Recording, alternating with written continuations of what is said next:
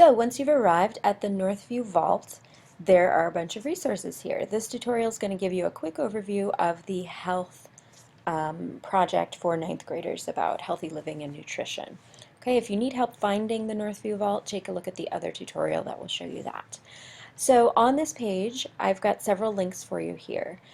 This time, unlike in earth science, we're doing a little bit more of a narrow search.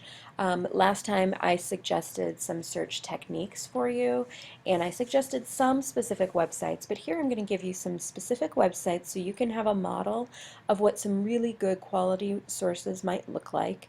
And then I've got some specific search paths here so you can walk in my footsteps and kind of learn by a model how to find really good sources and what kinds of keywords can be successful and what kinds of troubleshooting I might do as I'm trying to find the best keywords there. Okay? So on the general sites, all of these are sponsored by major organizations or government agencies, and they're definitely to be trusted. They're great for almost all of your topics, but as you see here, I'm directing you to a couple of topics in particular that they'll be useful for. So just click the link and you're there. The dietary guidelines topic, I'm suggesting you go straight to the source. The USDA makes these, they issue the guidelines, so we should go straight to them. I also have the choosemyplate.gov because there are some other resources there. And I also was, a little bit curious about the Canadians. So if you're interested in comparison, you could take a look there to see what another country suggests. In the search term suggestions, I'm reminding you, or I'm suggesting specifically which search engine I would recommend. Notice here I'm suggesting Google, IPL, and Google. And I do that because as I'm searching, I usually try both, and some yield better results than others, just because of how each search engine searches differently. So on this one, notice I'm suggesting 3 specific search terms, put them all in at once: diet, chronic disease, and then because this topic turned out to be a little bit complicated as I was searching, I'm directing you to a particular site and then a particular report and a summary of report on that site. And then if you want to get in more detail, once you've read the summary, you can download sections of the entire report.